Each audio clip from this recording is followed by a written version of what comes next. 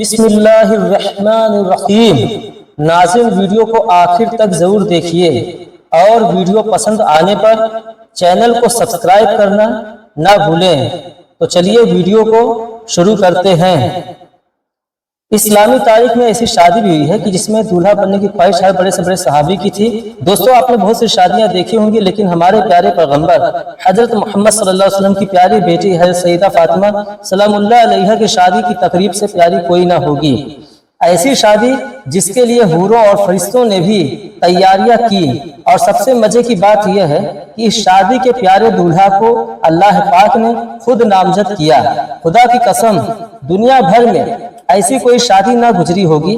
سیدہ فاطمہ طاہرہ باقرہ عابدہ جب عہد طفولیت سے سن ولوت کو پہنچی تو آپ کو رشتہ لے کر بہت سے جلیل القدر صحابی حضور پاک صلی اللہ علیہ وسلم کے پاس تشریف لائے، لیکن حضور نے سبھی کو یہی جواب دیا کہ مجھے اس معاملے میں اللہ پاک کے حکم کا انتظار ہے۔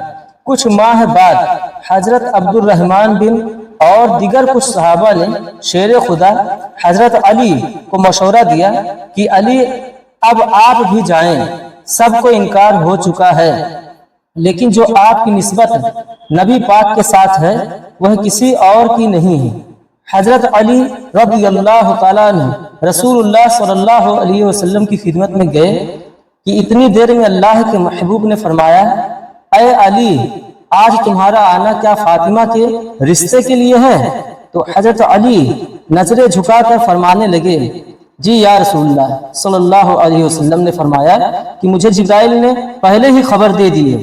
آپ نے ان کی درخواست قبول فرمائی اور ارشاد فرمایا، اے علی، گھریلو ضروریات کی کوئی چیز تمہارے پاس ہے جسے تم وسیلہ بناؤ؟ حضرت علی نے فرمایا کہ میرے پاس ایک تلوار، ایک اونٹ اور ایک جرہ ہے۔ حضور نے فرمایا، تلوار کی تمہیں ضرورت ہے، ہر وقت جہاد کے لیے تیار رہتے ہو، اور اونٹ تمہاری سواری کے لیے ہے، وہ بھی ضروری نہیں۔ میں تیری طرف سے جرہ پر اتفاق رکھتا ہوں، اور علی، تجھے بشارت ہو کہ اللہ تعالیٰ نے تیرا اور فاطمہ کا نکاح آسمان میں باندھ دیا ہے۔ مجھے اللہ تعالیٰ کی طرف سے یہ حکم ہوا ہے کہ میں ابھی سب کے سامنے تمہارا اور فاطمہ کا نکاح پڑھا دوں۔ اس طرح رسول اللہ صلی اللہ علیہ وسلم نے حضرت علی کا نکاح پڑھا دیا۔ جب حضرت فاطمہ کی رخصتی کا وقت آیا تو حضور صلی اللہ علیہ وسلم کے پاس تمام ازواج محترات جمع تھیں۔ انہوں نے حضور کے ساتھ حسرت امیز باتیں کرنا شروع کر دیں۔ حضرت ام سلمہ رضی اللہ تعالی عنہا نے حضرت خدیجہ رضی اللہ تعالی عنہا کا ذکر کیا اور فرمانے لگی کہ خدیجہ اگر آج زندہ ہوتی تو فاطمہ کے متعلق ہمیں کوئی پریشانی نہ ہوتی اور ہماری آنکھیں روشن ہوتی۔ یہ سن کر حضور صلی اللہ علیہ وسلم کی آنکھوں میں آنسو آ گئے اور فرمایا، خدیجہ جیسا کوئی بھی نہیں۔ اس نے اس وقت میری تصدیق کی کہ جب سب نے تکذیر کی، اپنے سارے مال کو مجھ پر خرچ کیا، اللہ تعالیٰ کے دین کو قبول کیا، یہاں تک کہ میں نے اس کی زندگی میں ہی اسے جنت کی بشارت دی۔ پیغمبر نے ہجرت کے دوسرے سال پہلے ذی الحجہ کے دن حضرت فاطمہ کو سیدنا علی کے گھر بھیجا۔ اس لیے شادی اور نکاح کے درمیان تقریباً 10 مہینے کا فاصلہ تھا۔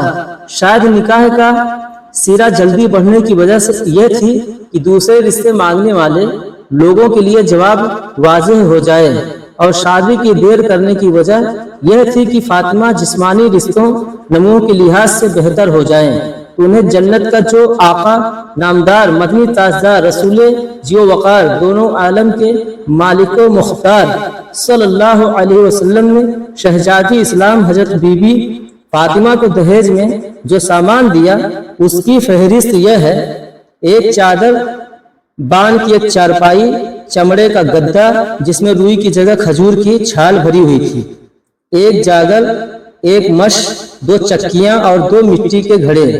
حضرت علی حضرت ام ہیمن کے ساتھ حضور کی خدمت میں حاضر ہوئے۔ حضرت علی فرماتے ہیں کہ حضور نے مجھ سے پوچھا، کیا تم جوزہ کے ساتھ رہنا چاہتے ہو؟ میں نے عرض کی، جی یا رسول اللہ۔ آپ صلی اللہ علیہ وسلم نے ارشاد فرمایا بڑی محبت و عزت سے انشاءاللہ عز و جل آج رات سے تم اپنی زوجہ کے ساتھ رہا کرو گے۔ رخصتی کی رات حضور اکرم صلی اللہ علیہ وسلم نے اپنے لخت جگر کو ایک نیا جوڑا عطا فرمایا۔ حضرت سیدنا علی مرتضیٰ حضرت فاطمہ سے محبت بھری گفتگو کرنے لگے، یہاں تک کہ جب رات کا اندھیرا چھا گیا تو وہ رونے لگی۔ حضرت سیدنا علی مرتضیٰ نے پوچھا اے تمام عورتوں کی سردار، کیا آپ خوش نہیں ہیں کہ میں آپ کا شوہر ہوں اور آپ میری بیوی ہیں؟ کہنے لگی میں کیوں کر راضی نہ ہوں گی، آپ تو میری رضا بلکہ اس سے بھی بڑھ کر ہیں۔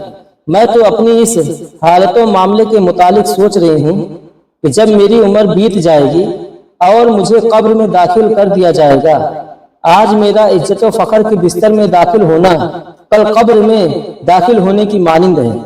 آج رات ہم اپنے رب کی بارگاہ میں کھڑے ہو کر عبادت کریں گے کہ وہی عبادت کا زیادہ حق رکھتا ہے۔ اس کے بعد وہ دونوں عبادت کی جگہ کھڑے ہو کر رب قدیر عز و جل کی عبادت کرنے لگے۔ اسی لمحے ایک بوڑھی عورت نے صدا دی کہ ایک جوڑے کا سوال کرتی ہوں۔ حضرت سیدہ فاطمہ نے یہ سنا تو آپ قرآن کی آیت یاد کرنے لگی کہ تم ہرگز نیکی کی منزل تک نہیں پہنچ سکتے جب تک کہ تم اپنی محبوب چیزوں میں سے راہ خدا میں افاق نہ کرو۔ آپ نے شب جفاف میں ہی اپنا شادی والا جوڑا جو حضور صلی اللہ علیہ وسلم نے انہیں دیا تھا اس بڑھیا کو دے دیا۔ اللہ اکبر۔ چنانچہ ہر روز آیت ادا کرنے سے پہلے ابتدائی 3 دن ان دونوں مقدس ہستیوں نے دن روزے میں اور رات عبادت الہی میں بسر کی۔ شادی کے کچھ ہی عرصے بعد نبی پاک حضرت فاطمہ سلام اللہ علیہ کی جدائی اور دوری کی وجہ سے پریشان رہنے لگی، اس لیے سوچا کہ بیٹی اور داماد کو گھر میں ہی جگہ دے دی جائے۔ حضرت حارث بن نعمان رضی اللہ تعالیٰ عنہ جو کہ جلیل القدر صحابی تھے، جب ان کو اس بات کا پتہ چلا تو وہ حضور کے پاس آئے اور کہنے لگے خدا کی قسم میں چاہتا ہوں کہ میرا جو گھر آپ کے ساتھ ہے وہ آپ لے لیں۔ حضور فرمانے لگے اللہ تمہیں اس کا اجر دے۔ اس طرح سے حضرت علی اور حضرت فاطمہ رسول خدا کے ہمسایہ رہنے لگے۔ دوستوں چینل کو سبسکرائب کر لیجئے اور ساتھ میں بیل آئیکن کو بھی دبا دیجئے تاکہ جب بھی کوئی ویڈیو اپلوڈ کروں تو آپ تک پہنچ جائے۔ ملتے ہیں نیکسٹ ویڈیو میں۔ خدا حافظ۔